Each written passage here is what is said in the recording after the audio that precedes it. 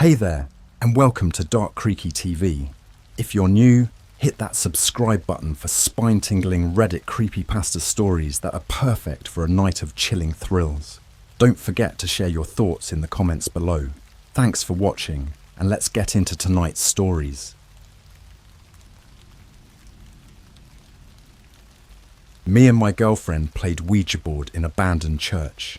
Hey Reddit, I've been lurking here for a while, and I finally worked up the courage to share one of the most disturbing experiences of my life. This happened about 2 years ago, and I still can't shake it off. Honestly, I don't know if I'll ever get over it. It's about me, my girlfriend Emma, and a Ouija board in an abandoned church. So, a bit of background. Emma and I have always been into weird stuff. We're that couple who watches horror movies at 3 a.m, checks out creepy urban legends, and thinks ghost hunting is the perfect date night activity. We'd heard rumours about this old abandoned church on the outskirts of our town. The place was supposed to be haunted or whatever, and naturally, we were curious. We figured it'd be the perfect spot to try out a Ouija board. We planned our little adventure for a Friday night. I picked Emma up around 10 p.m, and we drove to the church. The place was as creepy as you'd expect, an old, decrepit building with stained glass windows broken out, vines crawling all over the stone walls, and the whole structure leaning slightly to one side like it was about to collapse. The moonlight made it look even more sinister. Perfect horror movie vibes, right? We parked a little way down the road and walked up to the entrance.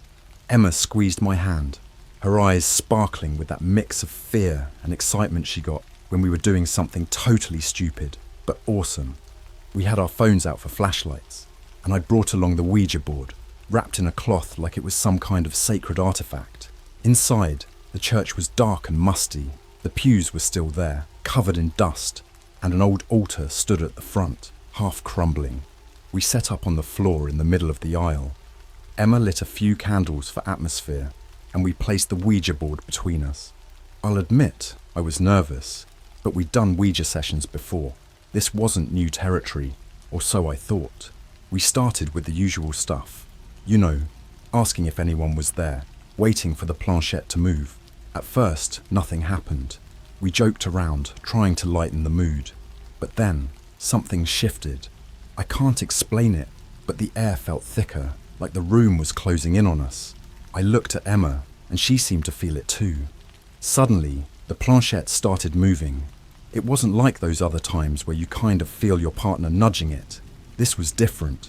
It slid across the board with purpose, spelling out the word hello. We both froze, exchanging a look that was half, "This is awesome," and half, "Let's get the hell out of here." Emma, brave as ever, asked, "Who are we speaking to?" The planchette moved again, faster this time. "Samuel," it spelled. Neither of us knew a Samuel, living or dead, so we pressed for more info. "How did you die?" Emma asked. "Fire," it spelled, and then the temperature in the room seemed to drop a few degrees. I remember Emma shivering, pulling her jacket tighter around her shoulders. "Are you alone?" I asked, my voice cracking a bit. The board responded with no. I was about to ask another question when the candles flickered violently, and then all went out at once. We were plunged into darkness, and the atmosphere changed again, this time feeling oppressive, like we were being watched from every shadowy corner of the room. Emma grabbed my arm. "Did you feel that?" she whispered. I nodded, swallowing hard. It was like something cold brushed past us, and for a split second, I could swear I heard whispering. Not just one voice, but several, murmuring things I couldn't quite catch. "Okay, this is getting weird," I said, trying to laugh it off, but my voice came out shaky. Emma suggested we close the session. We both said goodbye, moving the planchette to the goodbye on the board. But something didn't feel right. It felt unfinished, like whatever we'd contacted wasn't done with us. We packed up, trying to act like we weren't totally freaked out. As we were leaving, I noticed something that made my blood run cold. Near the altar, there was a dark figure standing there, barely visible in the dim light filtering through the broken windows. At first, I thought it was a trick of the shadows, but it was solid. It was tall and gaunt, with features obscured by darkness, but its eyes, those eyes were glowing, a faint, eerie red. "Do you see that?" I whispered to Emma, and she nodded, eyes wide in terror. We backed away slowly, not daring to take our eyes off the figure. It just stood there, unmoving, watching us. Finally, we turned and bolted out of there as fast as we could. We didn't stop running until we were safely in the car, doors locked, both of us panting and looking over our shoulders as if expecting that thing to follow us. We drove home in silence, the reality of what we'd experienced slowly sinking in. That night, neither of us could sleep. Every time I closed my eyes, I saw that figure, those eyes burning into my mind. I've been to a lot of creepy places and done a lot of stupid stuff, but nothing has ever haunted me like that night in the abandoned church. We never talked about it again, at least not in detail. Emma's convinced we saw a ghost. I don't know what we saw, but I do know one thing. I'm never touching a Ouija board again. The drive home was a blur. Emma and I didn't say much after what we'd seen. I could still feel my heart racing as I tried to process everything. When we got to my place, we sat in the car for a few minutes trying to calm down. I remember looking over at Emma. Her face was pale, her eyes wide and haunted. "Do you think we're cursed or something?" Emma finally asked, breaking the tense silence. I didn't know how to answer. Cursed? I wanted to laugh it off, but after what happened, I couldn't shake the feeling that something was seriously wrong. We went inside and tried to relax. I made us some tea, hoping it would help. We didn't turn on any lights, just sat there in the dark, sipping our drinks and pretending we weren't totally freaked out. "Did you really see it?" Emma asked suddenly. "That thing by the altar?" I nodded, shivering despite myself. "Yeah, I saw it. I don't know what it was, but it felt evil." Emma shivered too, pulling her knees up to her chest. "Maybe we should have stayed away. Maybe all those warnings about not messing with the Ouija board were right." We decided not to tell anyone else about what happened. Who would believe us anyway? They'd think we were just making it up or trying to freak them out. But every time I thought about it, I got this sick feeling in the pit of my stomach. That night I couldn't sleep. Every creak and groan of the house set my nerves on edge. I lay in bed, staring at the ceiling, my mind replaying the night over and over. I kept seeing that dark figure, those glowing eyes. At one point, I thought I heard whispering again, soft and sinister. But when I sat up to listen, the room was silent. Emma stayed over, and she didn't sleep much either. We ended up lying there in the dark, too scared to sleep, but too exhausted to do anything else. I could feel her shaking beside me, and I wished I could do something to make it all go away. The next morning, things felt a little better in the daylight. We tried to convince ourselves that maybe it was just our imaginations, that maybe we'd freaked each other out. But deep down, I knew it was real. And the worst part, I felt like whatever we'd encountered wasn't finished with us yet. As the days went on, weird things started happening. Little things at first, like stuff going missing around the house. I'd put my keys on the kitchen counter and find them in the bathroom. Doors that I was sure I'd closed were suddenly wide open. It was annoying, but not exactly terrifying. Then the nightmares started. Every night I dream about the church. In my dreams, I was always standing in front of the altar, staring at that dark figure. It would just stand there watching me, its eyes burning into mine. I'd wake up drenched in sweat, my heart pounding like I'd just run a marathon. Emma was having nightmares too. She wouldn't talk about them much, but I could tell they were bad. She'd wake up in the middle of the night, gasping and shaking, and I'd just hold her until she calmed down. We were both on edge, jumping at every little noise. One evening, about a week after our little adventure, things took a turn for the worse. We were watching TV, trying to distract ourselves from the creeping dread that seemed to follow us everywhere. Suddenly, the lights flickered and the TV shut off. The room plunged into darkness and the air grew heavy and cold. I heard Emma gasp beside me and I reached for her hand. "It's just a power outage," I said, trying to sound calm, but my voice was shaking. But then I saw it. In the reflection of the dark TV screen, I saw the figure from the church. It was standing right behind us, its eyes glowing in the dim light. I froze, my heart stopping for a second before starting to pound in my chest. "Emma," I whispered, squeezing her hand. "Do you see it?" She turned slowly, her eyes going wide with terror as she saw what I did. The figure just stood there, watching us, its presence filling the room with a suffocating sense of dread. And then it spoke, not with words exactly, but in our heads. A voice, deep and rasping, echoing in my mind. "You should not have come," it said, each word echoing like thunder in my skull. Emma screamed, and the lights flickered back on. The figure was gone, but the sense of wrongness lingered in the air, a reminder that we were not alone.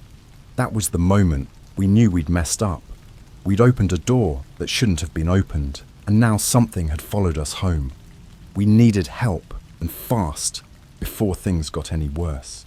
Emma and I spent the next few days researching how to get rid of whatever was haunting us. We looked up everything from sage smudging to exorcisms, but nothing seemed to help. The nightmares continued, and the sense of being watched never went away. We felt trapped in our own home, constantly on edge, waiting for the next terrifying encounter. In a desperate attempt to find answers, we decided to visit the local library. They had a small section on the town's history, and we hoped we might find something about the church or its past. It was a long shot, but we were out of options. At the library, we pored over old newspapers and dusty books, searching for anything that might explain what we were dealing with. Finally, we found something. A newspaper article from decades ago about a fire at the church. According to the article, a man named Samuel had been accused of witchcraft and burned alive inside the church. As I read the article, a chill ran down my spine. Samuel, the name from the Ouija board, the man who had supposedly died in the fire. We had made contact with him, and now he was haunting us. But there was more. According to the article, Samuel had cursed the town, vowing revenge on anyone who dared disturb his resting place. It was said that his spirit was trapped in the church, doomed to wander the ruins for eternity. Emma and I exchanged a worried glance. We had to find a way to put Samuel's spirit to rest, to break the curse before it was too late. But how? We decided to seek help from a local paranormal investigator. Her name was Lisa, and she had a reputation for dealing with hauntings and other supernatural phenomena. We contacted her and explained our situation, hoping she might have some answers. Lisa agreed to meet with us, and we arranged to visit her the next day. We were nervous but hopeful that she could help us put an end to this nightmare. As we left the library, I couldn't shake the feeling that we were being watched. I glanced over my shoulder, half expecting to see Samuel's ghostly figure lurking in the shadows. But there was nothing there, just the quiet of the library and the soft rustle of pages turning. We drove home in silence, each of us lost in our thoughts. We were terrified, but we were determined to end this. We had to face whatever was haunting us, even if it meant returning to the church one last time.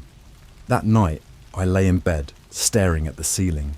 I could feel Emma trembling beside me, and I wrapped my arms around her, trying to offer some comfort, but the fear lingered, a constant reminder of the darkness we had unleashed. The next day couldn't come soon enough. We needed answers, and we needed them fast. The clock was ticking, and we were running out of time.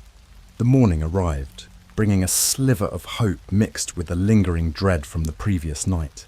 Emma and I were on edge, jumping at every small noise as we got ready to meet Lisa, the paranormal investigator. We had pinned our hopes on her, desperate for a solution to our increasingly dire situation. The drive to Lisa's place was quiet, each of us lost in our thoughts. I could feel the anxiety knotting in my stomach, a heavy weight pressing down on me.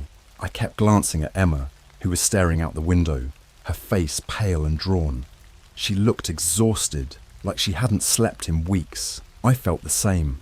The nightmares and constant feeling of being watched had taken their toll on us. Lisa's house was an old Victorian-style place on the edge of town, surrounded by thick, overgrown trees that cast eerie shadows over the property. As we pulled into the driveway, I felt a shiver run down my spine. This was it. Our chance to finally get some answers and hopefully some peace. Lisa greeted us at the door with a warm smile. She was in her late 40s, with long dark hair streaked with grey, and eyes that seemed to see right through you.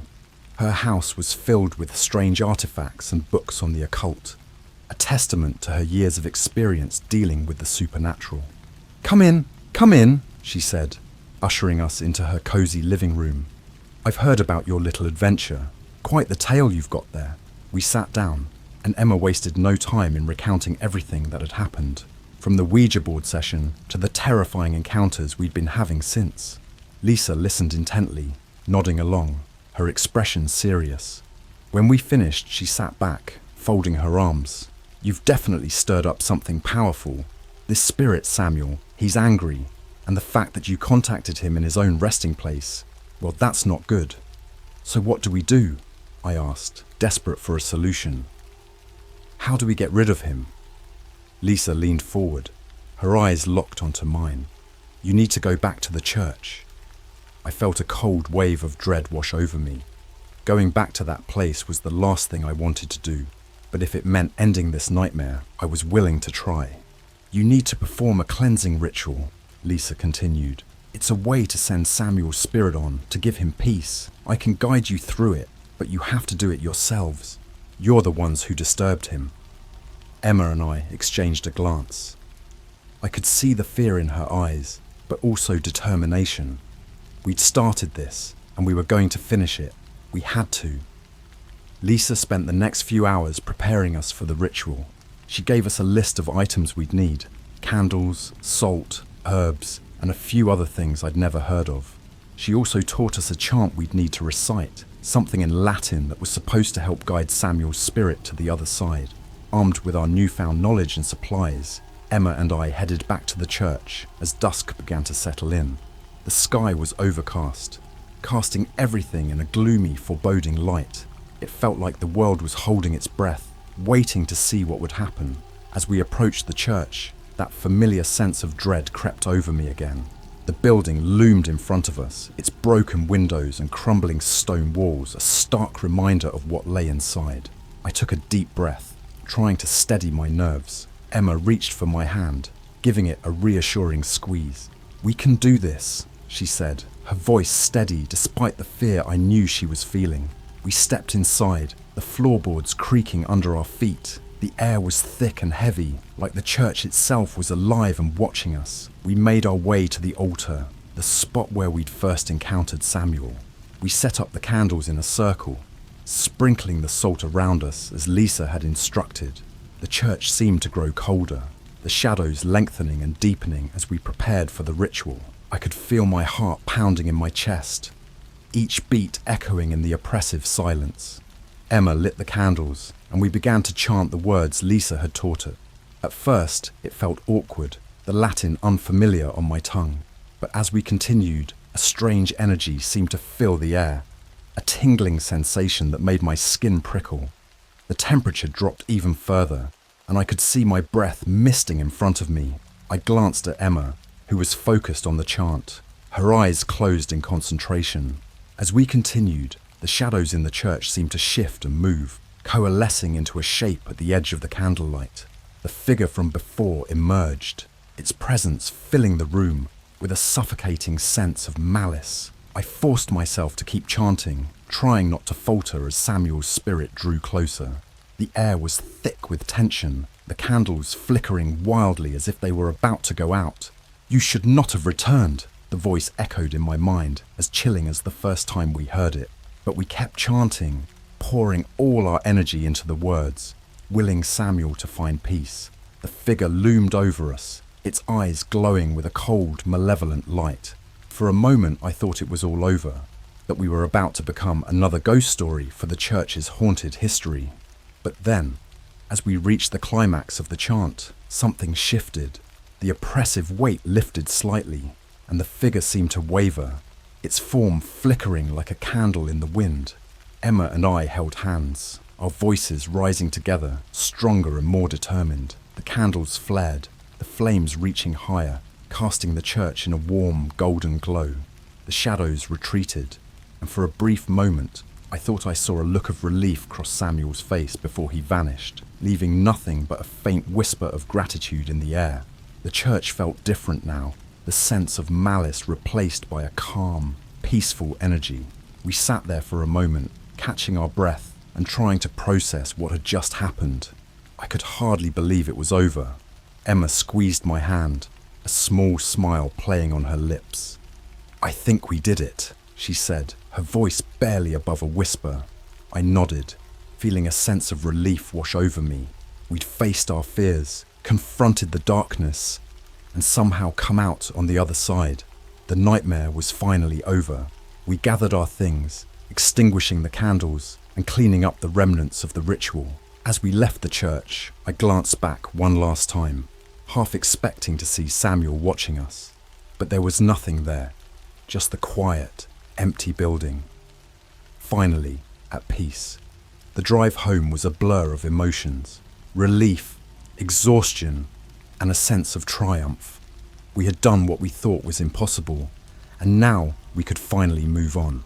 That night, for the first time in weeks, I slept without nightmares. I didn't wake up feeling watched or haunted, and for that, I was incredibly grateful. Emma and I still talked about the experience sometimes, but it felt different now, like a chapter we'd finally closed. Our little adventure had taught us a valuable lesson. Some doors are best left unopened, and some spirits are best left undisturbed. But we'd faced our fears together, and in the end, that made all the difference. After the ritual at the church, Emma and I thought we'd finally be free of the nightmare. For a few days, it seemed like we were. The oppressive feeling of being watched was gone, and the sense of dread that had become a constant companion finally lifted. But it wasn't long before we realized that maybe we weren't done with Samuel yet. The first sign that something was still wrong happened a few days after the ritual. Emma and I were sitting on the couch, watching TV and enjoying the newfound peace in our lives. It was one of those rare moments when we felt normal again. But then, out of nowhere, the temperature in the room dropped. I could see Emma shiver, and the hairs on my arms stood on end. "What the hell?" Emma said, rubbing her arms to warm up. "Did you turn the AC on or something?" I shook my head, reaching for the remote to check the thermostat. But before I could do anything, the TV flickered and went black. We were left in the dim light of the room, the silence heavy around us. My heart skipped a beat, the familiar sense of dread creeping back in. I glanced at Emma, her eyes wide with fear. We both knew what this meant, but neither of us wanted to admit it. And then, the whispering started again, soft at first, like a distant echo, but growing louder and more insistent. I couldn't make out the words, but it was the same sinister voice that had haunted my nightmares. Emma grabbed my hand, squeezing it tightly. "It's him, isn't it? Samuel." I didn't want to believe it, but I knew she was right. Somehow, despite the ritual, Samuel hadn't moved on. He was still with us, and he wasn't happy. We spent the next few days trying to figure out what went wrong. We contacted Lisa again, hoping she might have some insight. She was surprised to hear that Samuel was still hanging around. She'd been sure the ritual would work. "It's possible you missed something," Lisa said over the phone, her voice thoughtful. "Or maybe there's more to Samuel's story than we know. Spirits can be complicated. Sometimes they hold on for reasons we don't understand." That wasn't exactly comforting. We needed answers, not more questions. But it was all we had. So we started digging again, trying to uncover any information that might help us finally lay Samuel to rest. Emma suggested we visit the local historical society, thinking they might have more detailed records about the church and Samuel. It was worth a shot. We were running out of options, and we couldn't keep living like this, constantly looking over our shoulders. The Historical Society was a small, cluttered office filled with old books and faded photographs. The woman behind the desk was friendly, if a little eccentric, and seemed eager to help when we explained what we were looking for. We spent hours poring over old documents, searching for anything that might shed light on Samuel's life and death. Finally, we found something. A journal entry from a man who had lived in the town around the time of the fire. According to the entry, Samuel had been falsely accused of witchcraft. He wasn't a witch, but a healer, someone who used herbs and natural remedies to help people. The townspeople had turned on him, blaming him for a series of unfortunate events, and in their fear and ignorance, they'd condemned him to a horrific death. Reading the journal made my skin crawl. Samuel had been innocent, a victim of hysteria and superstition. No wonder he was angry. He'd been wronged in the worst possible way, and now he was trapped, unable to find peace. Emma and I knew what we had to do. We needed to return to the church and perform another ritual, this time acknowledging Samuel's suffering and offering him the forgiveness he'd been denied in life. Armed with this new understanding, we prepared for another visit to the church. We gathered our supplies, feeling a mix of fear and determination. This time, we were ready. We understood what needed to be done, and we were going to do it right. As we approached the church, the sky was overcast, casting everything in an eerie grey light. It was almost poetic in a way, like the world was holding its breath, waiting to see what would happen next. Inside, the church felt different. The air was thick with a sense of anticipation, as if Samuel was waiting for us. We made our way to the altar, the spot where everything had started. We set up the candles and salt again, creating a protective circle around us. This time, we added herbs and other items meant to help guide Samuel's spirit to the other side. Lisa had given us detailed instructions, and we followed them to the letter, determined to get it right. As we began the ritual, I could feel the energy in the room shift. It was subtle at first, a tingling sensation on the back of my neck, but it grew stronger with each word we spoke. Emma and I took turns speaking, acknowledging Samuel's pain and offering him the forgiveness he'd been denied in life. We told him he wasn't alone, that his suffering was recognized and understood. It felt strange, speaking to a spirit like this, but I hoped it would help. The room grew colder, the candles flickering wildly as if caught in a gust of wind. I could see my breath misting in front of me, but I didn't stop. We were so close, I could feel it. And then the whispering started again. But this time, it was different. It wasn't the sinister, angry murmur we'd heard before. This was softer, almost grateful. I glanced at Emma, who had tears in her eyes. I knew she could hear it too. As we continued the ritual, the shadows in the church shifted and moved, coalescing into a shape near the altar. It was Samuel, but this time, he looked different. The malevolent energy that had surrounded him before was gone, replaced by a sense of calm and peace. I felt a warmth spreading through the room, a gentle, comforting presence that seemed to fill every corner. Samuel's figure wavered, and for a brief moment, I thought I saw him smile before he vanished, leaving only a soft, lingering whisper of gratitude in the air. The church felt different now, truly at peace. The oppressive weight that had hung over the building was gone, replaced by a serene calm. Emma and I sat there for a moment, catching our breath and trying to process what had just happened. "I think we did it," Emma said, her voice barely above a whisper. I nodded, feeling a sense of relief wash over me. We'd done it. We'd faced our fears, confronted the darkness, and somehow come out on the other side. The nightmare was finally over.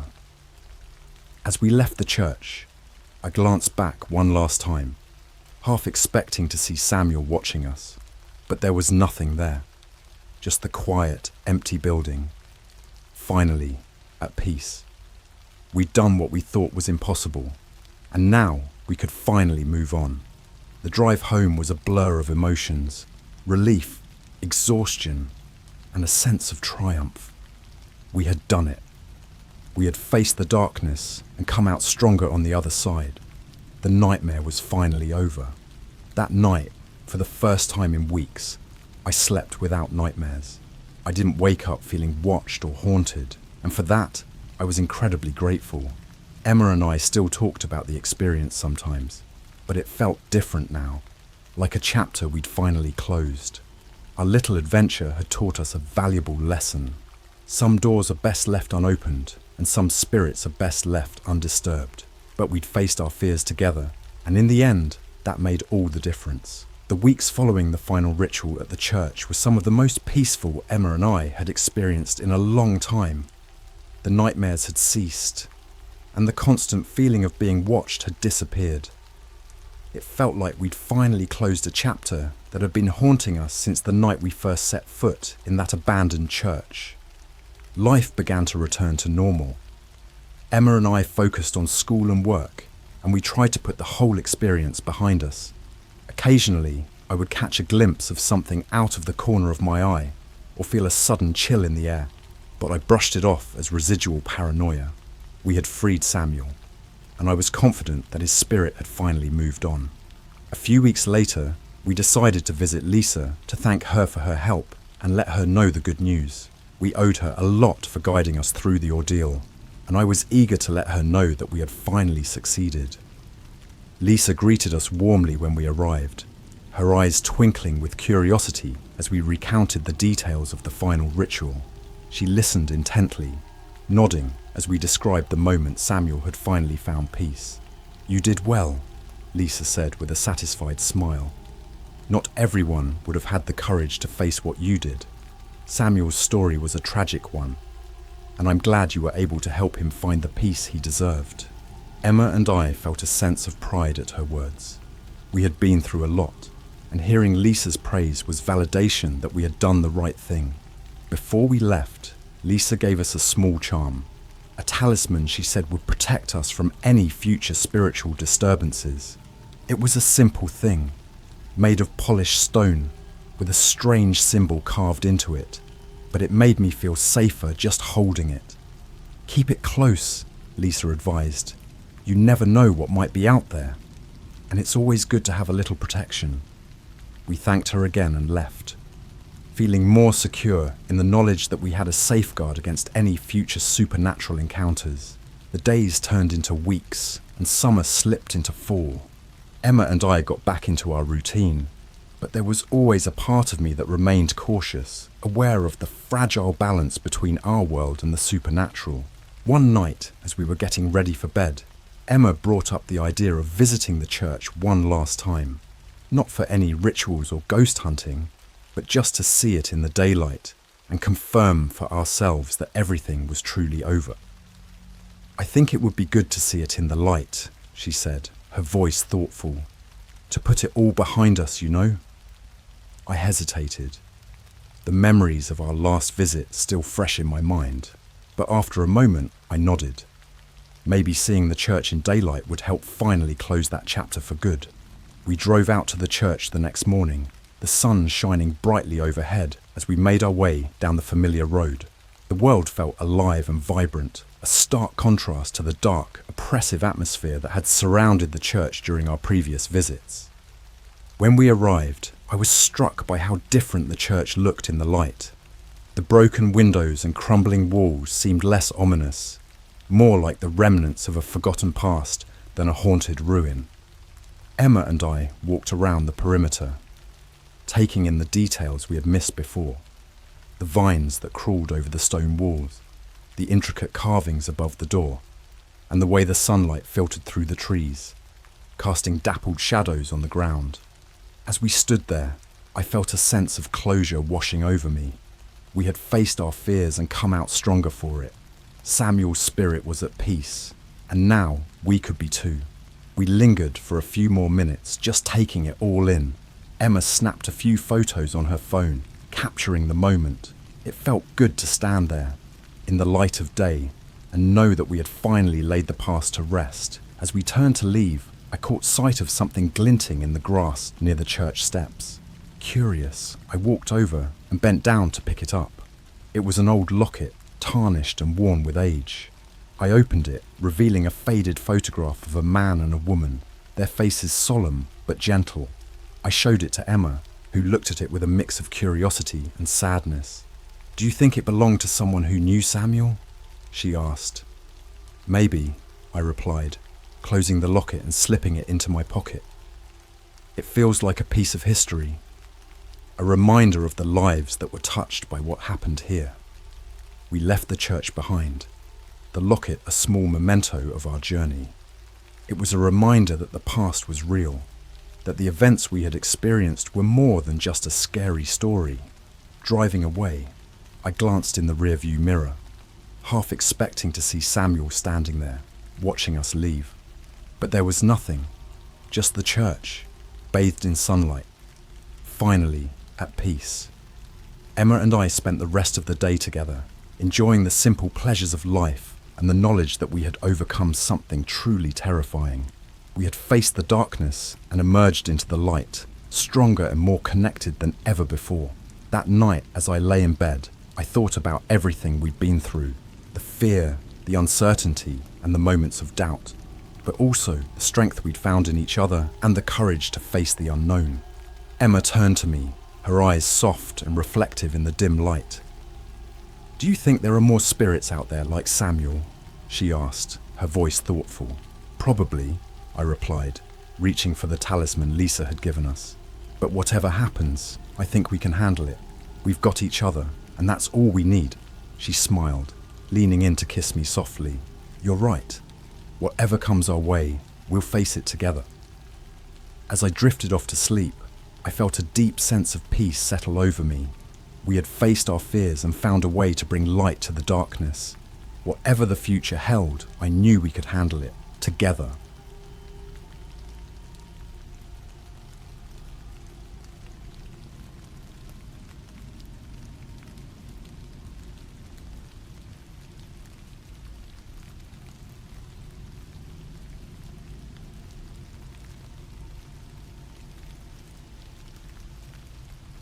My father used to call me my little devil. The Ouija board helped me know why. Growing up, I always found my dad's nickname for me, my little devil, strange.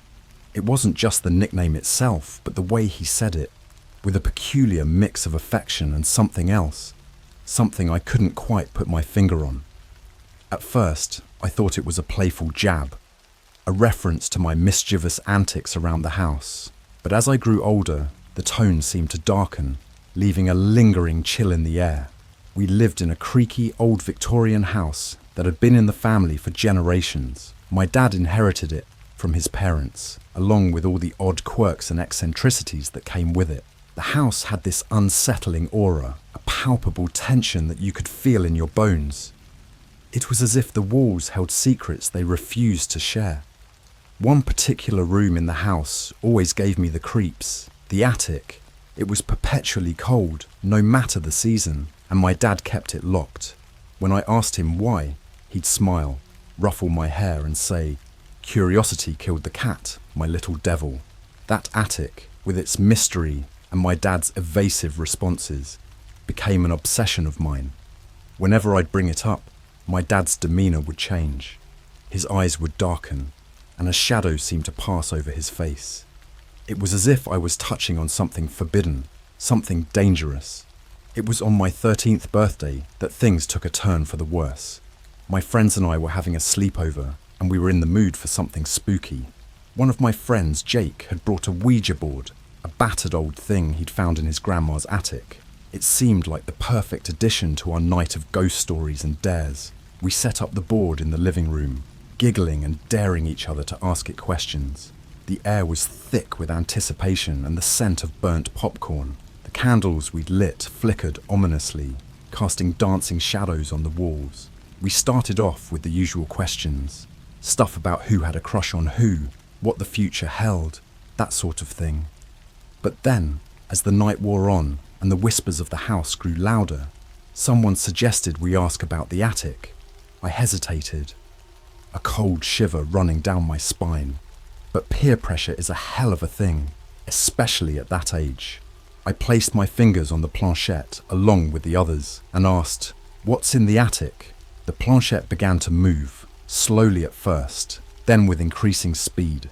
My heart pounded in my chest as it spelled out one word, D-A-R-K. We laughed nervously, trying to shake off the unease that had settled over us. Jake, always the brave one, smirked and said, "Let's go check it out." My initial reaction was to say no, to insist that it was just a game and we should forget about it.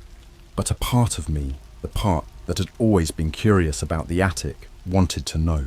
We crept upstairs, our laughter subdued, replaced by a tense silence. The house seemed to groan and creak more than usual, the floorboards whispering under our feet. When we reached the attic door, I was surprised to find it slightly ajar. I glanced back at my friends. their faces pale in the dim light, and pushed the door open. The attic was exactly as I'd imagined, dusty, cluttered with old furniture and forgotten relics of the past. But there was something else, something that made the hair on the back of my neck stand on end. In the far corner of the room stood an old rocking chair, slowly moving back and forth as if pushed by an invisible hand. I felt drawn to it, my feet moving of their own accord. As I approached, I noticed a small box sitting on the chair, wrapped in aged brown paper and tied with a string. My name was scrawled across it in my father's handwriting. With trembling hands, I picked it up and untied the string. Inside was an old journal, its pages yellowed with age. I opened it, and my eyes widened as I realized what it was. My grandfather's journal. The entries were dated back to the early 1900s, detailing his experiments with the occult and his obsession with summoning spirits. The more I read, the more I realized why my dad called me my little devil. My grandfather believed that our family was cursed, that each generation was marked by something dark and sinister. The journal spoke of rituals and pacts, of things that shouldn't exist in this world. I snapped the journal shut, a cold dread settling in my stomach. As I turned to leave, I noticed something scrawled on the attic wall in what looked like dried blood. It was a message, a warning. Beware the shadows that whisper. The room seemed to close in around me, the shadows reaching out with cold, spectral fingers. I stumbled back, nearly dropping the journal in my haste. My friends were already retreating, their faces ashen with fear. As we made our way back downstairs, the house seemed to exhale, a low moan that resonated through the walls. We didn't speak of the attic again that night, each of us lost in our thoughts, haunted by what we'd seen and read. The next morning, I awoke to find my dad waiting for me in the kitchen. His expression was unreadable as he slid a cup of coffee across the table toward me. "You went into the attic, didn't you?" he said, his voice a low rumble. I nodded, unsure of what to say. His eyes bored into mine, a flicker of something, fear, anger. I couldn't tell which, passing over his face. "There are things in this world you don't understand, things you're better off not knowing," he said finally. "Some doors, once opened, can never be closed." I wanted to ask him about the journal, about our family's curse, but the words caught in my throat. He seemed to sense my hesitation and sighed, running a hand through his hair. "You're not a devil, no matter what the past says," he murmured. "But some shadows linger, and they're best left alone." His words hung in the air between us, heavy and foreboding. I nodded, swallowing the questions that threatened to spill over. Whatever secrets the attic held, whatever darkness haunted our family, I wasn't sure I wanted to know. Not yet, at least. That was the beginning of the end, the moment my world began to unravel, but it was also the start of something else, something darker and more insidious, that would change everything I thought I knew. And it all began with a simple Ouija board, a game that wasn't just a game, and an attic that held the secrets of my family's past. After that night, things changed in ways I couldn't have anticipated. It wasn't just the house that felt different, it was me. The world seemed slightly off-kilter, like a photograph that wasn't quite aligned in its frame. My dad was acting strange too.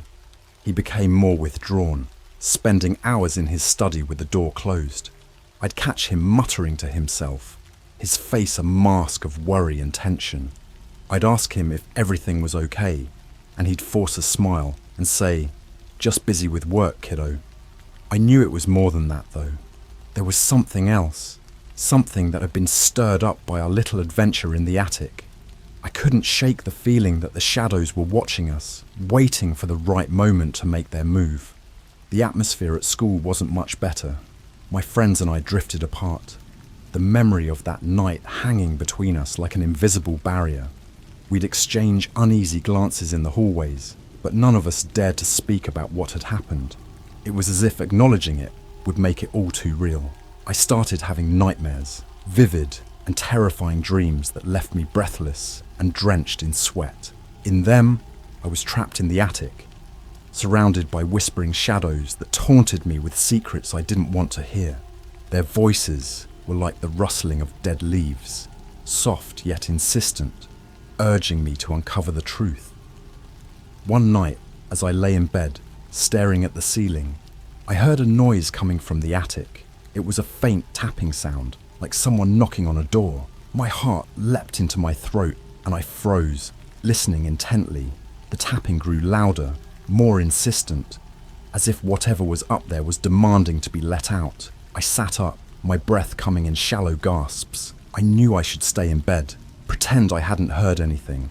But the curiosity that had always burned within me flared up again, compelling me to investigate.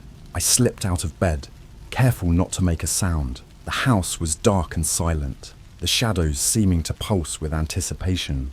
As I made my way toward the attic, the tapping intensified, now accompanied by a low, mournful wail that sent chills racing down my spine. When I reached the attic door, I hesitated, my hand hovering over the doorknob. A voice in my head screamed at me to turn back, to ignore the call of the shadows. But another part of me, the part that had always been drawn to the unknown, urged me forward. I took a deep breath and pushed the door open. The room was bathed in an eerie light, the shadows dancing along the walls as if performing some dark ritual. In the center of the room, the rocking chair moved back and forth with a creak, and sitting on it was a figure, a ghostly apparition with hollow eyes and a twisted smile. My heart pounded in my chest as I stared at the spectre, unable to look away. It was my grandfather, or what was left of him. He was gaunt and pale, his skin stretched tight over his bones. His eyes bored into mine, filled with a mix of sorrow and malevolence. "Welcome, my little devil," he rasped, his voice a dry whisper. "You've finally come home." I opened my mouth to scream, but no sound came out. The shadows swirled around me, their whispers growing louder, drowning out my thoughts. I felt myself being drawn toward the rocking chair as if pulled by an invisible force. My grandfather's eyes never left mine as he gestured to the journal still clutched in my hand. "You've read the words, but you haven't understood their meaning. Our family is bound by a curse, a pact made long ago, and you, my dear, are the key." His words echoed in my mind, filling me with a sense of dread and inevitability. I wanted to run, to escape this nightmare, but my feet wouldn't obey. I was rooted to the spot, trapped in the grip of the shadows. Just when I thought I couldn't bear it any longer, the apparition began to fade, dissolving into the ether like smoke on the wind. The room was plunged into darkness, the only sound the frantic beating of my heart. I stumbled backward, finally breaking free from the spell that had held me captive. I fled the attic, slamming the door behind me, as if that could keep the ghosts at bay. My mind was a whirlwind of fear and confusion, the shadows' whispers still ringing in my ears. When I reached my room, I collapsed onto the bed, my body shaking with adrenaline and terror. I clutched the journal to my chest, my fingers trembling as I turned the pages. There, in my grandfather's handwriting, was a passage that chilled me to the bone. To break the curse, a sacrifice must be made. The bloodline must be severed, the shadows appeased. I read the words over and over, my mind struggling to comprehend their meaning. Was this why my dad had called me my little devil? Was I meant to be the sacrifice? The one to end the curse that had plagued our family for generations? The thought was too terrible to contemplate, and yet I couldn't shake the feeling that it was true. The shadows had chosen me, and there was no escaping their grasp. As I lay there, the shadows began to coalesce once more, whispering their secrets and promises. I realized then that I had to know the truth, no matter the cost. I had to understand what my family had done and why I was at the center of it all. The answers lay within the journal and the attic, and I knew that sooner or later I'd have to return. The shadows wouldn't rest until I fulfilled my destiny, whatever that might be. And as the night stretched on, I felt their presence growing stronger, their whispers weaving a web of fear and intrigue that I couldn't escape. I was trapped in their game, a pawn in a dark and twisted legacy. But one thing was certain: I wasn't going to give up without a fight. If the shadows wanted me, they were going to have to try a lot harder. After that chilling encounter with my grandfather's ghost, I became obsessed with uncovering the full story behind our family curse. It was as if the shadows had planted a seed in my mind, one that grew and twisted with each passing day.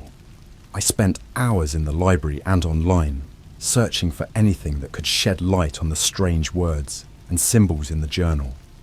Meanwhile, my dad's behaviour became increasingly erratic. He was drinking more than usual, and I often caught him staring at me with an intensity that made my skin crawl. It was like he was waiting for something, some event that would change everything. One evening, I returned from school to find the house eerily silent. My dad's car was in the driveway, but he wasn't anywhere to be seen. As I wandered through the house, calling out for him, I noticed the attic door was slightly ajar. Every instinct screamed at me to turn around, to leave the house and never look back. But the pull of the attic, the promise of answers, was too strong to resist. I swallowed my fear and ascended the stairs, the floorboards creaking ominously beneath my feet. When I reached the attic, I found my dad sitting in the rocking chair, the journal open on his lap. His eyes were hollow, his face drawn and gaunt. The shadows seemed to cling to him, whispering secrets in a language I couldn't understand. "You shouldn't be here," he said without looking up, his voice tinged with despair. "Dad, I need to know what's going on," I replied, trying to keep my voice steady. "What's this curse? Why does it have to do with me?" He let out a shuddering sigh, finally meeting my gaze. "Our family made a pact with the shadows long before you or I were born. A deal for power and protection sealed with blood. But such deals come with a price." He gestured to the journal, pointing to a passage I hadn't noticed before. It spoke of a ritual, a binding ceremony that had to be performed every generation to keep the shadows at bay. If the ritual was not completed, the shadows would claim their due, and the family would fall into ruin. "The ritual requires a sacrifice," my dad continued, his voice barely above a whisper. "A life for a life. And every generation, it's been the youngest, the most innocent, who must pay the price." I felt my stomach churn with revulsion and disbelief. It couldn't be true. My dad wouldn't do that to me. But deep down, I knew he was telling the truth. The shadows had marked me from the beginning, and my father's nickname was a constant reminder of the fate that awaited me. "But there has to be another way," I protested, my voice rising in desperation. "We can't let the shadows win. We can't let them take me." He shook his head, tears glistening in his eyes. "I've searched for another way, all my life, but the shadows demand what they are owed. If we don't complete the ritual, they will take you, and everything will be lost." A heavy silence fell between us, broken only by the creak of the rocking chair. My dad looked like a man defeated, crushed by the weight of our family's dark legacy. "There might be a way to break the curse," he said suddenly, a flicker of hope in his eyes. "The journal mentions a counter-ritual, one that could sever our ties to the shadows forever. But it's dangerous, and if we fail..." He didn't need to finish the sentence. I understood the risks. But if there was even a chance to escape this nightmare, I had to take it. I couldn't let the shadows dictate my fate. "What do we need to do?" I asked, determined to see this through. My dad nodded, a new resolve settling over him. He explained that the counter-ritual required the same setting as the original pact, the attic. We'd need to gather specific items, each representing an element: earth, air, fire, and water. And we'd need to do it during a new moon, when the shadows were at their weakest. We spent the next few days preparing, gathering the necessary items and researching the ritual. My dad was more focused than I'd ever seen him, driven by the need to save me and end our family's curse once and for all. Finally, the night of the new moon arrived. The house was shrouded in darkness, the air thick with tension. My dad and I made our way to the attic, the items clutched tightly in our hands. The attic was colder than ever, the shadows swirling in anticipation. We arranged the items in a circle on the floor, my dad muttering incantations under his breath. the shadows seemed to retreat, pulling back as if wary of the power we were about to unleash. As my dad began the counter-ritual, the room filled with an otherworldly energy, a pulsing force that seemed to vibrate through my bones. The shadows hissed and writhed, their whispers growing louder, more frantic. "Stay focused," my dad urged, his voice tense. "We're almost there." I closed my eyes, willing myself to concentrate on the incantation, to feel the power coursing through me. The shadows lashed out, desperate to maintain their hold, but I could sense their grip weakening. Suddenly, the temperature plummeted, and a chilling wind swept through the attic. The shadows screamed in fury, their forms twisting and contorting in the flickering candlelight. My dad's voice rose above the chaos, commanding and unyielding. "Begone, shadows! Your hold over this family is broken. You have no power here." With a final, ear-splitting wail, the shadows began to dissipate, dissolving into the air like smoke. The room was plunged into silence. The oppressive weight lifted from my shoulders. I opened my eyes to find my dad staring at me, a mix of relief and awe on his face. The ritual had worked. The shadows were gone, their curse broken. We embraced, tears of joy and relief streaming down our faces. For the first time in my life, I felt truly free, unburdened by the darkness that had haunted our family for generations. But even as we celebrated our victory, I couldn't shake the feeling that the shadows weren't gone for good. They had retreated, yes, but they were still out there, waiting for another chance to reclaim what they believed was theirs. The thought sent a shiver down my spine, a reminder that even though the battle was won, the war was far from over. But for now, we were safe, and that was all that mattered. As we left the attic, the rocking chair creaked one last time, a farewell to the ghosts of the past. I glanced back, half expecting to see my grandfather's spectre watching us go.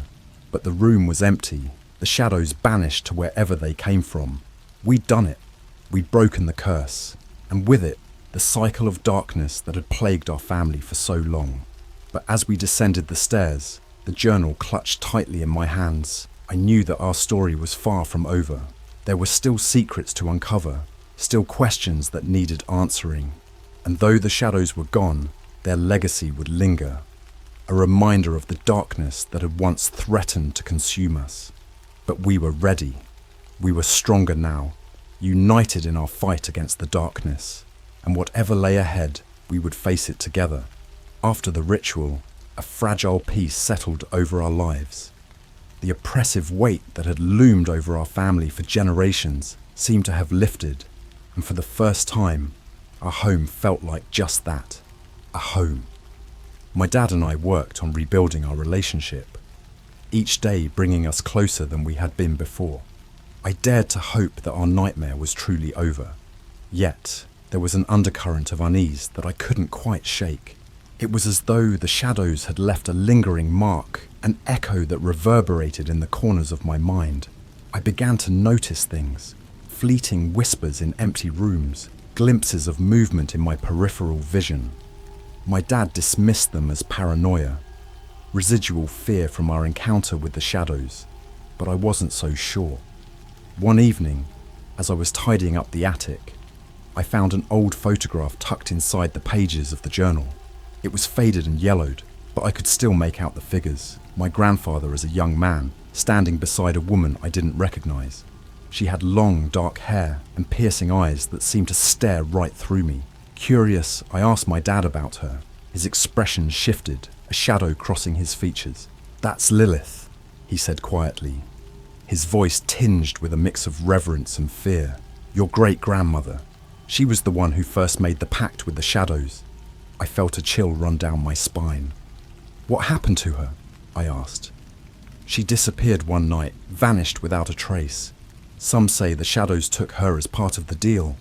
Others think she went willingly, consumed by the power they offered." The more I learned about Lilith, the more I realized how deeply intertwined our family was with the shadows.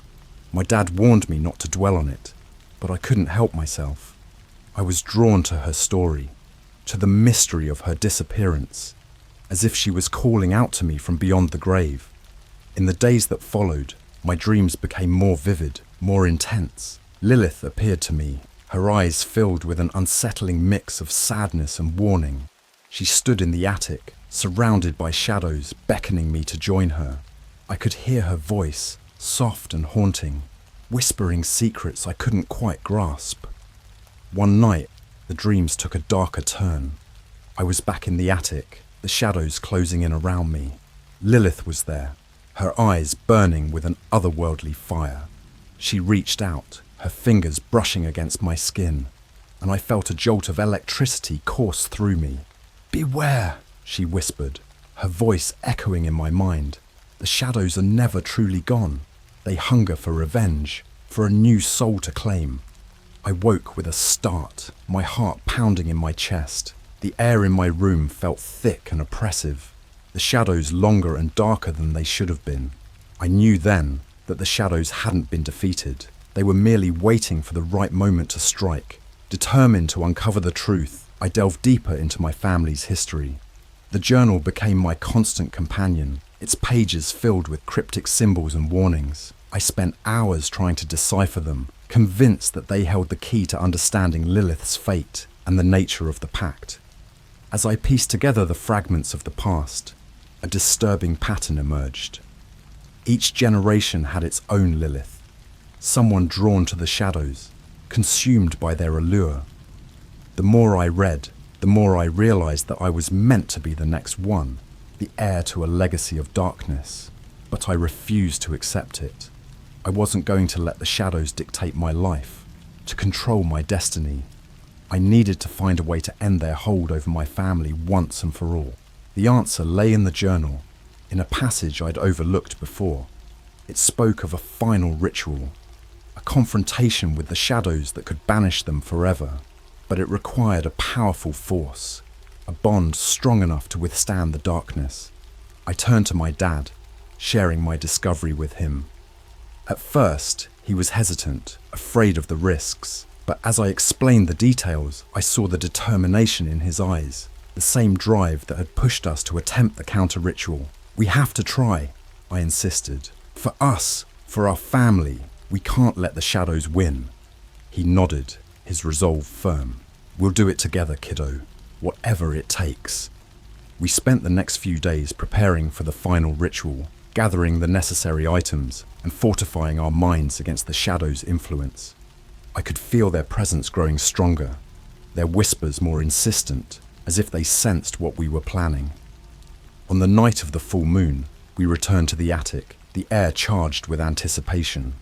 We arranged the items in a protective circle, the candles casting flickering shadows on the walls. My dad and I stood side by side, our hands joined, as we began the incantation. The shadows roared to life, swirling around us in a maelstrom of darkness and despair. I felt their cold fingers clawing at my mind, trying to break through the barrier we created. But I focused on the bond between my dad and me, drawing strength from our shared determination. Lilith appeared before us, her eyes filled with sorrow and regret. "You cannot defeat them," she warned, her voice a mournful wail. "They are eternal, relentless, they will never stop." I met her gaze, unyielding. "We'll find a way. We'll end this once and for all." The ritual reached its climax, the energy in the room building to a fever pitch. The shadows screamed in fury, their forms twisting and contorting as they fought to maintain their hold. But the bond between my dad and me was stronger, a beacon of light in the suffocating darkness. With a final cry, the shadows began to dissipate, their essence unraveling in the face of our combined will. The room was filled with a blinding light, a cleansing force that banished the shadows to whatever hell they came from. When the light faded, we found ourselves alone in the attic, the oppressive weight lifted at last. I felt a profound sense of relief, knowing that we had finally broken the shadows' hold over our family. But as we descended the stairs, the journal clutched tightly in my hands. I knew that the fight wasn't over. The shadows might be gone, but their legacy would linger, a reminder of the darkness that had once threatened to consume us. We had won a significant battle, but the war was far from over. And as I looked at my dad, I knew that whatever lay ahead, we would face it together, united in our fight against the darkness. For now, though, we were free. The shadows were gone, and our family was safe. But the echoes of the past would always remain, whispering their secrets and warnings to those who dared to listen. And I knew, deep down, that I would always be one of those people, drawn to the shadows, compelled to understand their mysteries, and determined to keep them at bay. The weeks following the final ritual were blissfully uneventful. The oppressive weight that had hung over our family for generations seemed to have lifted completely. The air in our house felt lighter, and the shadows that once threatened to consume us had faded into obscurity. My dad and I embraced this newfound freedom, our bond stronger than ever. We took pleasure in the simple things, like watching movies or cooking dinner together, savouring the peace we had fought so hard to achieve. But despite this tranquility, a small part of me couldn't help but wonder, were the shadows truly gone, or were they merely biding their time? That question lingered in the back of my mind, gnawing at me, until one night when I received an unexpected answer. It started with a dream.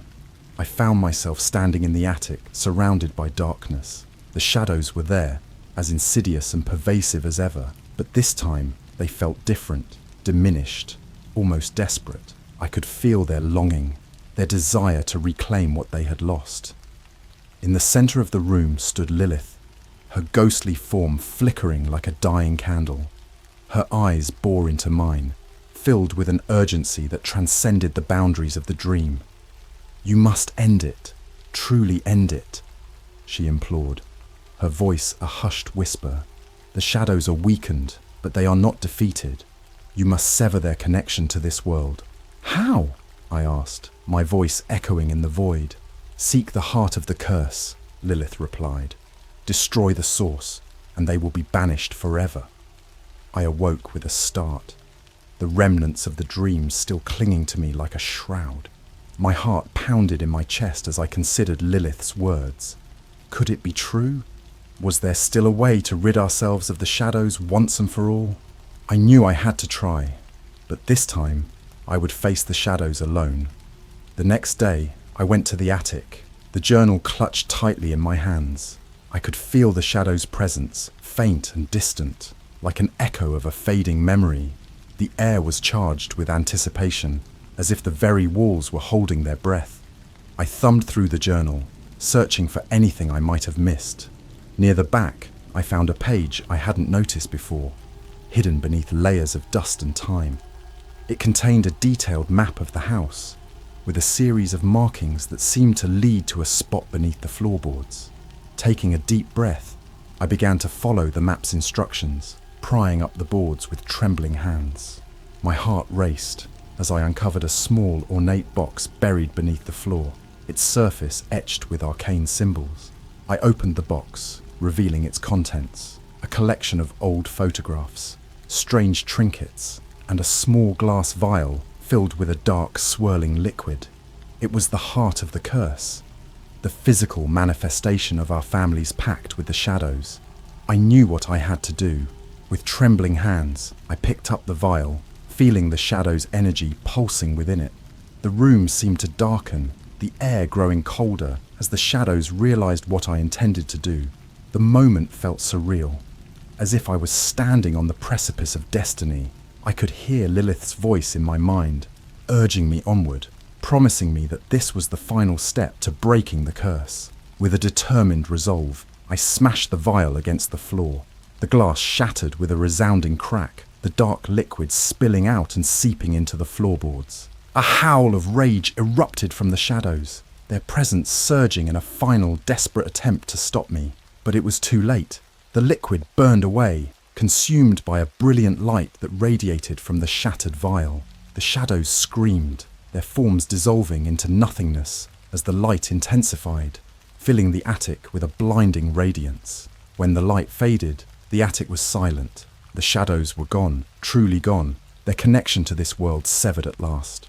I stood there, breathless and overwhelmed, tears streaming down my face. The weight of generations had finally been lifted, the darkness that had haunted our family vanquished for good. As I made my way downstairs, the house felt different. It was alive, vibrant, filled with a warmth that had been absent for so long.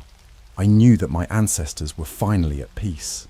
Their spirits freed from the chains of the curse. My dad met me at the bottom of the stairs, his eyes wide with awe and relief. He didn't need to ask what had happened.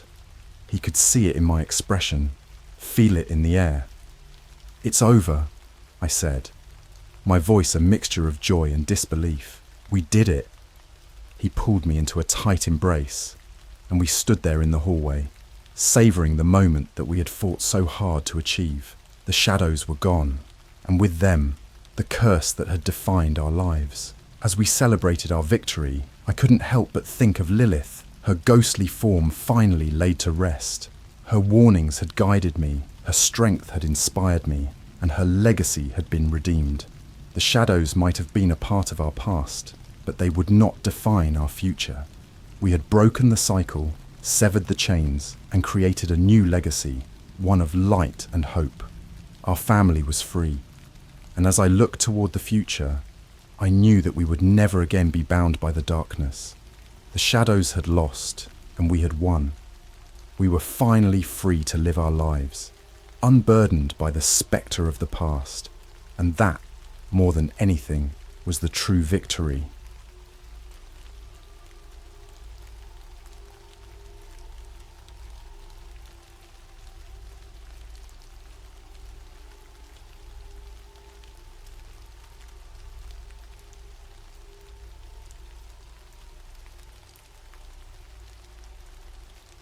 I played the Ouija board in a boathouse. The next day I woke up on an abandoned island. I should start by saying, I'm not normally into supernatural stuff. I'm the kind of person who rolls their eyes at ghost stories and thinks Ouija boards are just a cheap party trick. But last weekend, my buddy Mike invited me to his family's lake house for a chill weekend away from the chaos of the city. I was expecting nothing more than a few beers, maybe some fishing, and just unwinding. The lake house was this rustic, creaky place right on the water, and the whole vibe was kind of eerie, especially the boathouse. This structure leaned over the water like it was about to collapse, with cobwebs draping every corner and shadows that seemed to dance on their own. We got there Friday afternoon, and by evening, we had a small group gathered. Mike, his girlfriend Lisa, her friend Emily, and me. We were just hanging out, talking about random stuff, when Emily, who I'd pegged as the spiritual type, pulled out this old Ouija board from her backpack. "Why do you have that?" I asked, trying to hide my disdain for what I thought was just nonsense. Emily shrugged. "I thought it'd be fun. Besides, what better place than this old boathouse to try and talk to spirits?" Mike seemed intrigued, and Lisa was down for anything, so they set the board up on a dusty table in the boathouse. I was hesitant, but there was a part of me that didn't want to be the odd one out, so I joined them. The air was thick with the smell of the lake and mildew. We gathered around, fingers lightly touching the planchette. Emily started the usual spiel. "Is anyone there?" At first, nothing happened. We exchanged bored glances, and I was just about to crack a joke when the planchette jerked under our fingers, sliding to yes. I assumed it was someone playing around, trying to freak us out. We asked a few more questions, typical stuff, and the board would answer with vague nonsense that only made sense if you were trying too hard to believe. Then Emily asked, "What do you want?" The planchette spelled out STAY. The room got colder, like someone had opened a window in January. Lisa shivered and said she felt like someone was watching her. I was about to suggest we quit when Emily asked, "Why?" "SEE," the board replied. At that moment, a loud bang echoed from the back of the boathouse, like something had fallen. We all jumped, our fingers leaving the planchette, which stopped moving. Mike grabbed a flashlight and shone it around, but there was nothing there, just shadows playing tricks on us. We laughed it off, nervously, and decided to call it a night. But as we were packing up, I felt a weird sensation, like static electricity coursing through my body. It was intense, enough to make me feel lightheaded for a second. I shrugged it off as too much beer on an empty stomach. The rest of the night was uneventful. We went to bed, each of us with our own uneasy feelings about what had happened. I remember lying in bed, listening to the creaking of the old house, trying to convince myself it was all just a weird coincidence. Eventually, I fell asleep. The next morning, I woke up to sunlight streaming through the window, but something was off. The sounds outside weren't right. No birds chirping, no gentle lapping of the lake against the shore, just silence. I sat up, rubbing my eyes, and realized with a jolt that I wasn't in the bedroom anymore. I was lying on the sand, on the edge of an unfamiliar island. The place was barren, nothing but rocks and twisted trees. Panic shot through me as I scrambled to my feet, looking around wildly. There was no sign of the lake house, no sign of my friends, just endless empty shoreline. My mind raced. How the hell did I get here? Was this some kind of sick joke? I shouted for Mike, Lisa, Emily, anyone, but the only response was the sound of waves crashing against the rocks. As the minutes dragged on, I tried to piece together how I could have ended up here. It felt impossible. I searched my pockets for my phone but came up empty. The realization that I was utterly alone on this island started to sink in, and with it, a creeping dread that maybe last night's Ouija session had awakened something far beyond a simple party trick. I spent hours walking the perimeter of the island, looking for anything familiar, any sign of civilization. There were no buildings, no boats, nothing but the raw, untouched wilderness. I couldn't shake the feeling of being watched, like eyes were boring into me from the forest's edge. I knew I needed to stay focused if I wanted to find a way out of this. But the more I thought about last night, the more it felt like something had targeted me, something that wanted me here for reasons I couldn't comprehend. And then, as the sun began to set, I heard a distant voice, faint but unmistakable. It sounded like Emily, but distorted, echoing around me as if the island itself was speaking. The voice repeated a single word over and over: stay. That's when I felt it again, that same static charge I'd felt in the boathouse. But now it was stronger, pulsing through me like a warning. I knew then that this was no prank. Something beyond my understanding was at play, and I was trapped in the middle of it. As darkness closed in, I realized I had no choice but to survive the night and hope for a way off this cursed island in the morning. But deep down, I knew whatever had brought me here wasn't done with me yet. I was at its mercy. I spent that first night huddled against a rocky outcrop, trying to keep the rising fear at bay. I couldn't sleep, not with the shadows creeping around me and the haunting whispers that seemed to dance on the wind. I was exhausted, physically and mentally, but every time I closed my eyes, I saw flashes of the Ouija board spelling out "stay" in my mind. As dawn broke, the island took on a different feel. In the light, it seemed less sinister, more like an ordinary deserted piece of land, rather than the hellscape I'd imagined through the night. But that sense of unease never left me. With daylight on my side, I decided to explore further. Maybe there was some way off this rock. As I wandered, I kept my eyes peeled for anything useful. A stray boat, signs of recent human activity, anything. But all I found were old fishing traps and decaying wood from what might have once been a dock. The island wasn't large, but the thick vegetation and uneven terrain made it difficult to navigate. The more I explored, the more I noticed odd things. I found trees with strange carvings, symbols and patterns that looked ancient. They reminded me of something I might have seen in a book about runes or ancient languages, but I couldn't place them. They made me feel like I was being watched. And then there were the animals, or rather, the lack of them. I saw no birds, no insects buzzing around, nothing. The island was eerily quiet, save for the occasional rustle of leaves in the wind. It was like everything knew to stay away from this place. As I continued, I found a small clearing in the center of the island. There, half buried in the dirt, was an old, decrepit shack. It looked like it had been abandoned for decades. The roof sagged, and the walls were covered in thick green moss. A part of me screamed to stay away, but I needed to know if anyone else had ever been here. The door creaked as I pushed it open, and inside it smelled of damp rot. The floor was covered in a thick layer of dust. undisturbed for years. There were remnants of furniture, an overturned table, a broken chair, and a small cot in the corner. But what caught my attention was the wall opposite the door.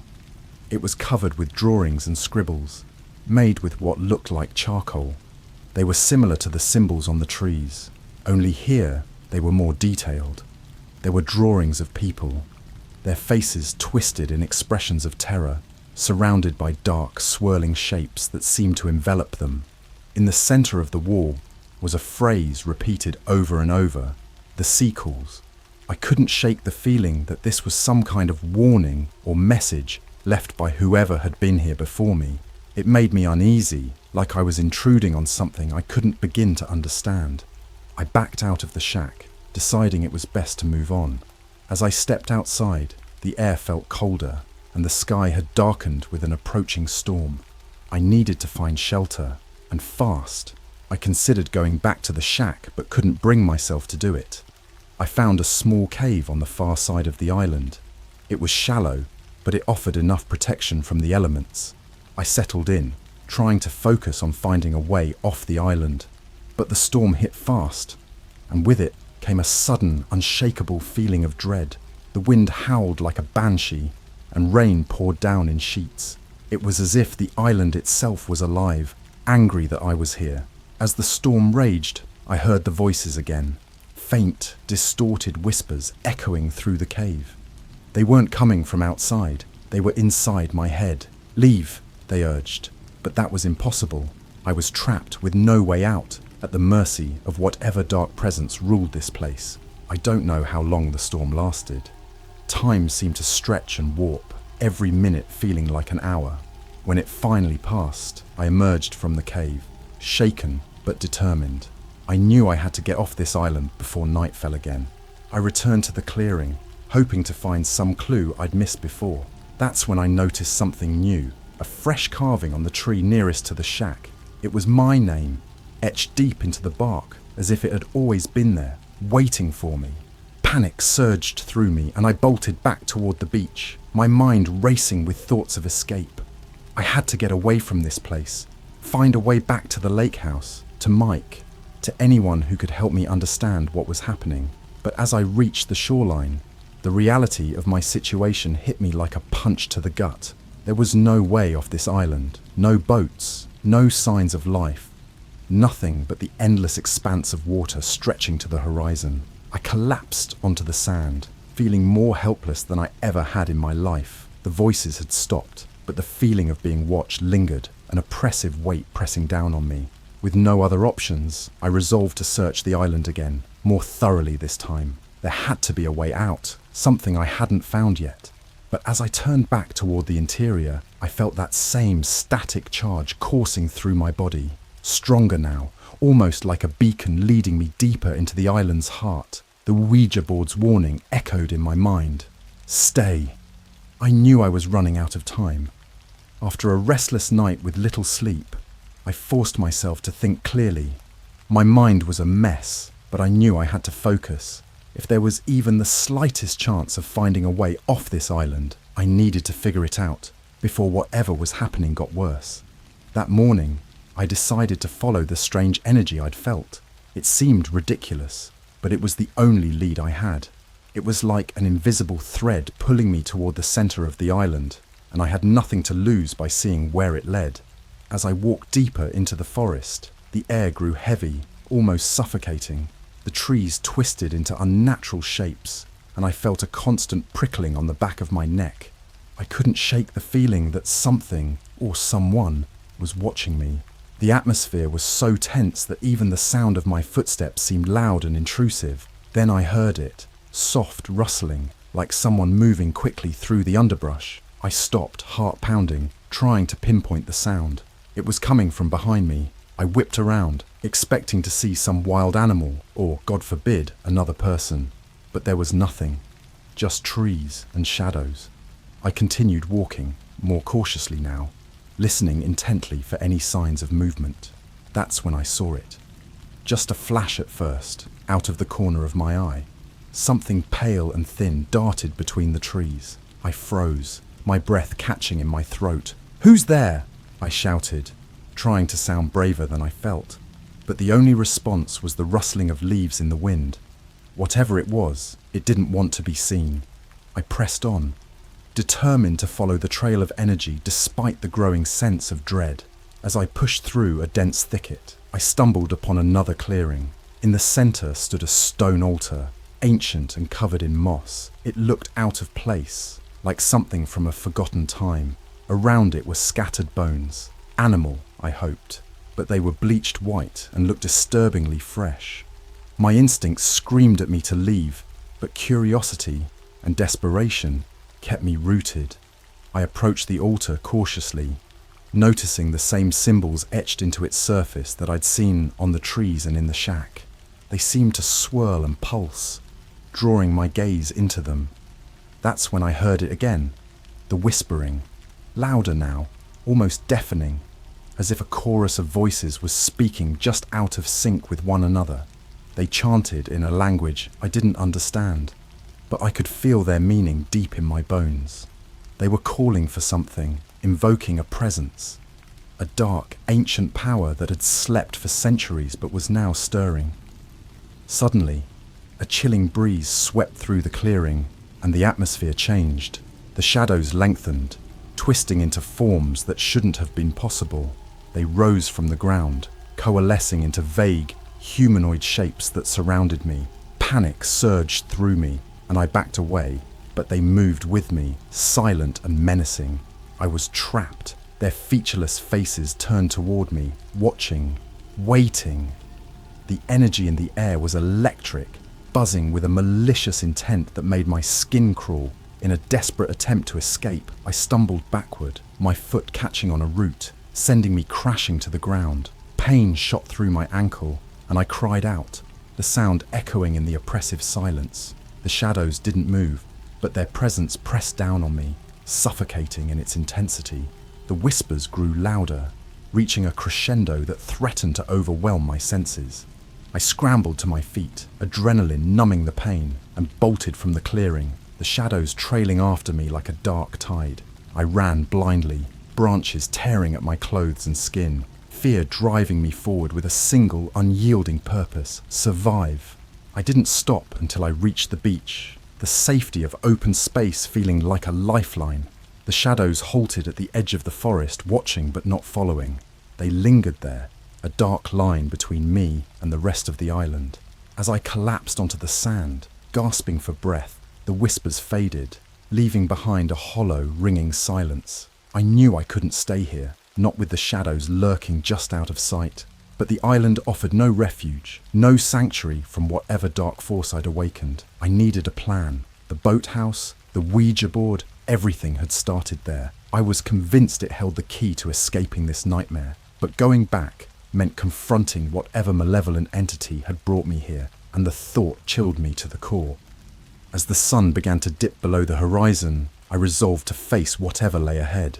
The shadows had made one thing clear. I wasn't alone on this island, and if I was going to survive, I had to fight back. The Ouija board had set something in motion, and it was time to end it, one way or another. With renewed determination, I steeled myself for the journey back to the boathouse, hoping that by facing my fears, I might find a way home. But deep down, I knew the island wouldn't let me go without a fight, and as the last light of day disappeared, I felt the shadows inching closer, waiting for darkness to fall. The battle had only just begun. As darkness settled over the island, I felt the oppressive presence of the shadows pressing in around me. I couldn't stay on the beach. It was too exposed, too vulnerable.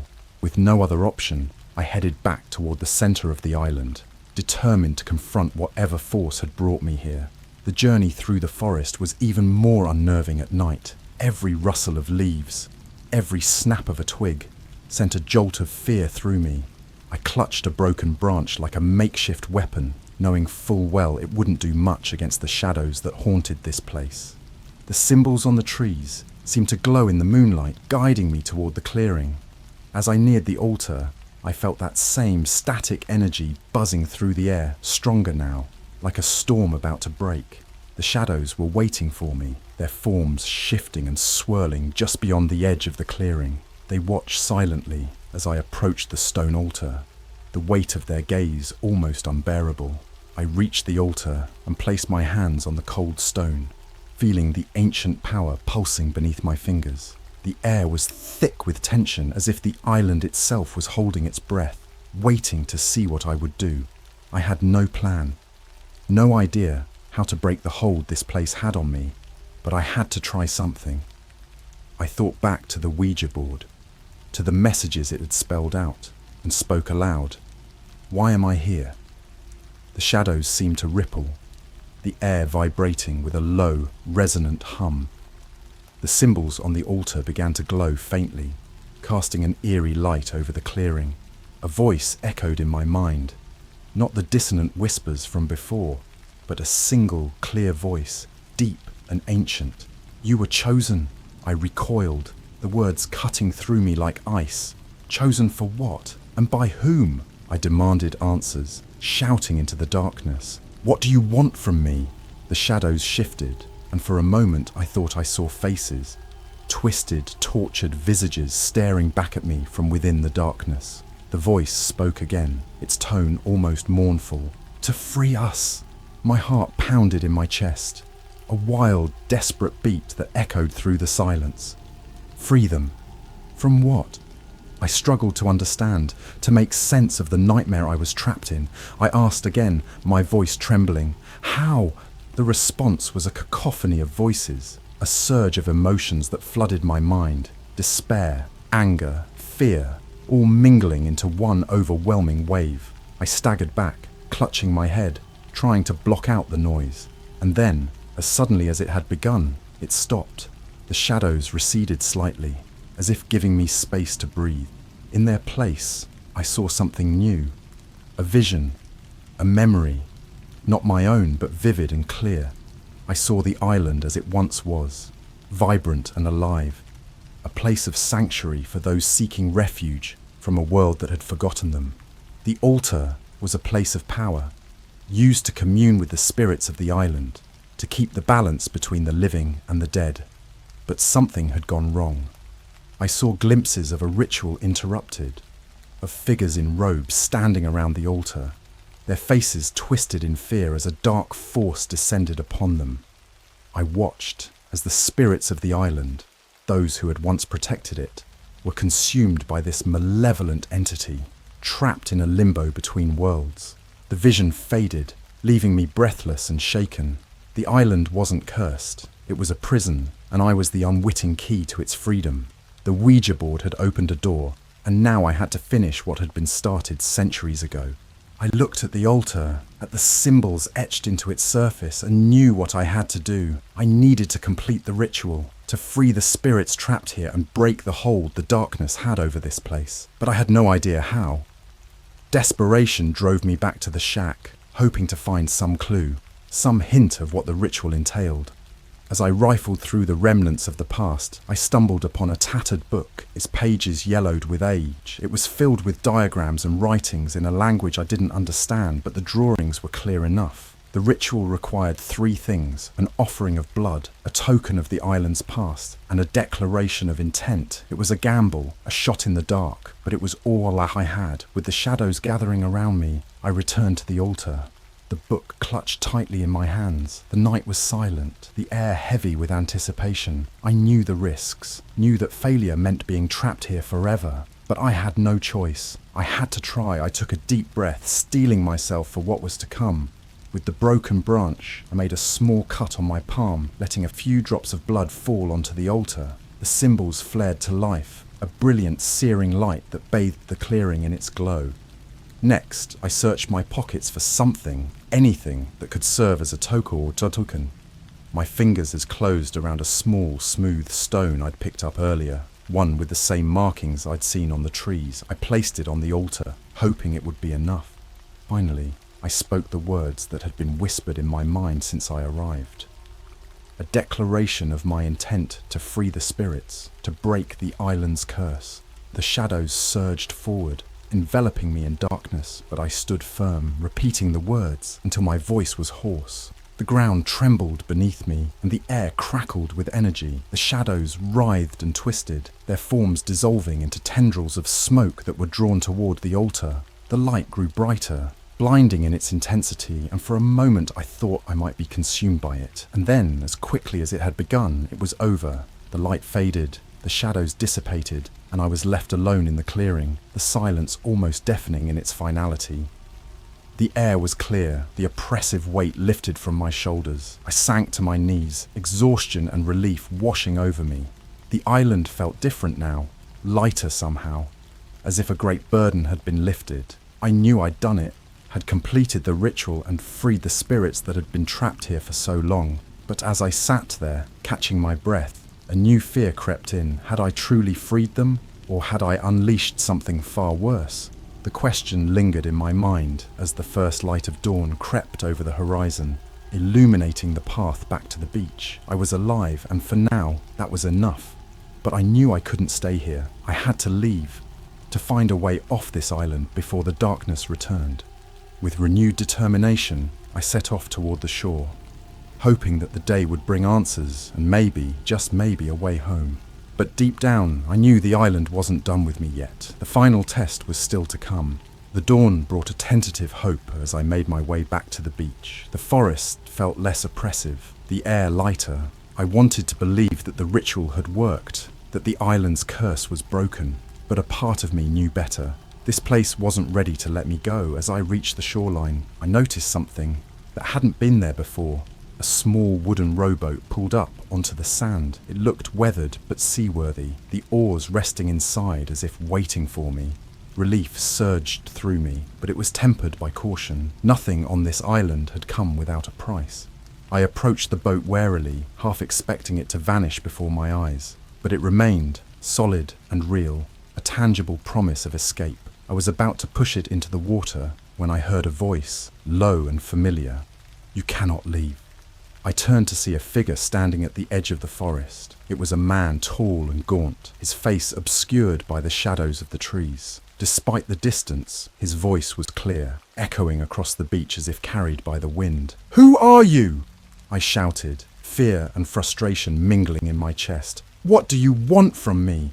The figure stepped forward, the light revealing more of his features. He was dressed in tattered clothes, his skin pale and eyes sunken, as if he hadn't seen sunlight in years. But what struck me most was the familiarity of his face, a face I had seen in the visions, one of the people trapped by the ritual gone wrong. "I was once like you," he said, his voice filled with a weary sadness, brought here by forces beyond my understanding, used and discarded by the island.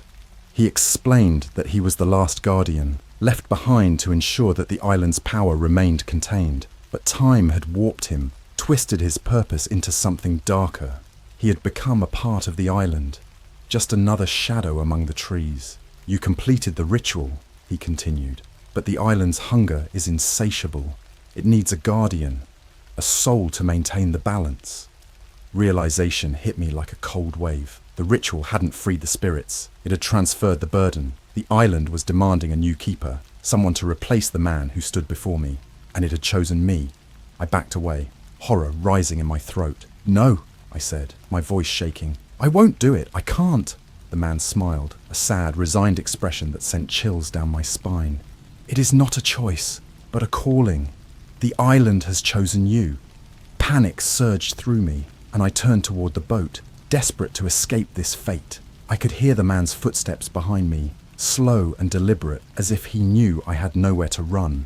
I reached the boat and shoved it into the water, jumping in and grabbing the oars. I rowed with all my strength, my muscles burning with effort. But the sea was against me, the waves rising to meet the boat with each stroke. It was as if the island itself was trying to pull me back. The figure watched from the shore, his form growing smaller with each passing moment. But his presence loomed large in my mind, a constant reminder of the island's claim on me. I didn't stop rowing. Not until the island was a distant shadow on the horizon, and the sun was high in the sky. The sea was calm now, as if the storm had never been, and I allowed myself a moment to breathe. But I knew this wasn't over. The island's pull was still there, a tether that bound me to its fate. I had escaped, but I was not free. The island would call to me, and I feared that one day I would answer, drawn back to the place that had marked me as its own. As the coast came into view, the relief was bittersweet. I had survived, but at what cost? I had unleashed something ancient and powerful, and I knew that my life would never be the same. I pulled the boat onto the shore and collapsed onto the sand, exhaustion and emotion crashing over me in waves. I was safe, for now, but the island's whispers echoed in my mind, a haunting reminder that the darkness was never far behind. And as I lay there, staring up at the clear blue sky, I wondered if I would ever truly escape its grasp. I had been chosen, and the island's call was eternal. The end was just the beginning.